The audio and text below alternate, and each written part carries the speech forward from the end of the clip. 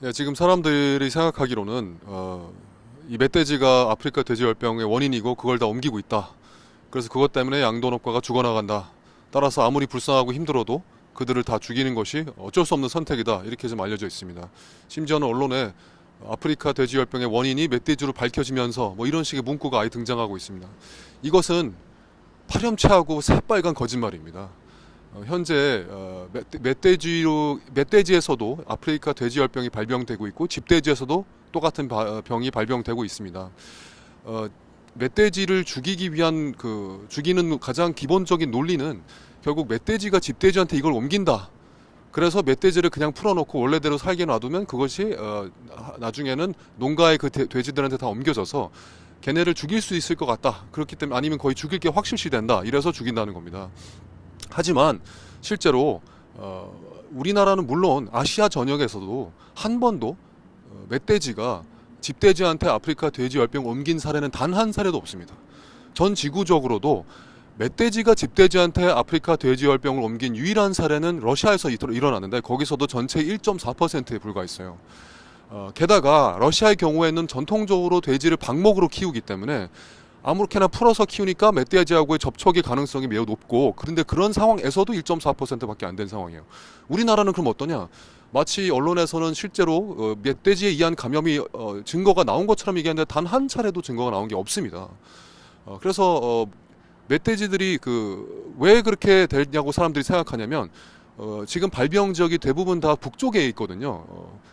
군사분계선 바로 아래에서 나오고 있기 때문에 이건 북에서 멧돼지가 옮긴 것이다, 이런 얘기를 하고 있습니다. 하지만 국방부도 멧돼지가 통과할 가능성은 거의 없다고 지금 자기 입장을 고수하고 있고, 실제로 철책이 너무 잘 돼 있어서 아주 극히 예외적인 경우를 제외하고선 멧돼지가 물길 같은 거에 죽어서 사체로 떠밀려오는 거 외에는 거의 일어날 가능성이 없습니다.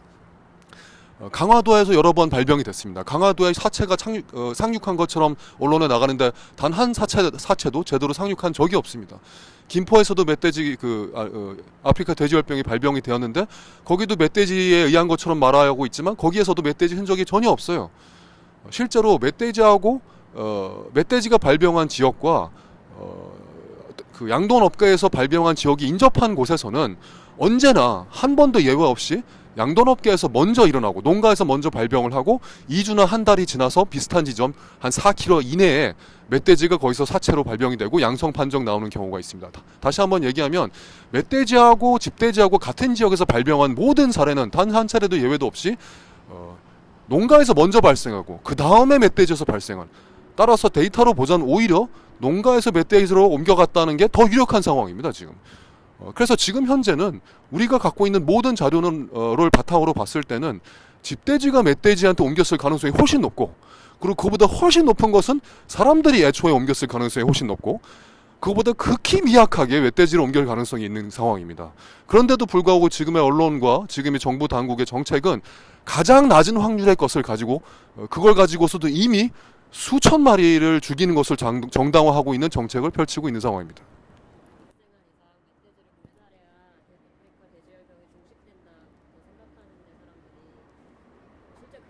누가 얼만큼 옮겼건 간에 어쨌든 간에 멧돼지 안에서 그 위험한 병이 발견되었으니까 걔네를 없애는 게 맞다라고 생각하는 사람도 있습니다. 그런데 그렇다면 만약 이 위험한 질병이 있다는 이유만으로 멧돼지를 다 몰살돼야 한다면, 그렇다면 그 병이 너무너무 위험해서 극단적인 조치가 필요하단 말이 됩니다. 그렇다면 축산업에 관계되는 사람들도 모두 다 그냥 가택에 구금하고 우리가 아프리카 돼지열병이 발생한 나라 모든 교육을 당장 다 중단할 정도의 극단적인 조치가 일어나고 있습니까? 전혀 일어나고 있지 않습니다. 유일하게 극단적인 조치는 가장 확률이 낮은 야생 멧돼지를 죽이는 것만 발생하고 있는 겁니다. 따라서 사실 실제로 이 병이 정말 위험하고 그 원인이 전부 멧돼지에서 일어났다는 만약 증명이 됐다 하더라도, 전혀 안 돼 있지만 지금 됐다 하더라도 한 종을 몰살시키는 것은 사실은 비상식적이고 있어서는 안 되는 조치라고 할 수 있는데, 외국에서도 그렇게 한 적도 없고 지금 유럽이라든가 그쪽에서 한 프로토콜에도 전체적으로 선제적으로 관계도 없는 지역에서 멧돼지를 몰살시키는 것은 당연히 없고, 아예 식품안전청에서도 멧돼지에 대한 관리는 거론조차 안 하고 있는 상황입니다.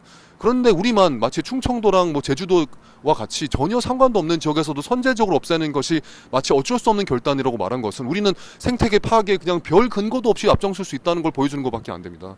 지금 우리나라가 이 정도 근거를 가지고서 이 정도 몰살을 한다면 앞으로는 훨씬 미약한 근거를 가지고서 더 많은 야생동물과 더 많은 서식지를 훼손해도 그것이 아무 문제가 없는 것처럼 국가가 진행할 수 있는 상황이 되는 어떤 나쁜 선례를 남긴다고 저는 생각이 들고 이것은 당장 멈춰야 됩니다.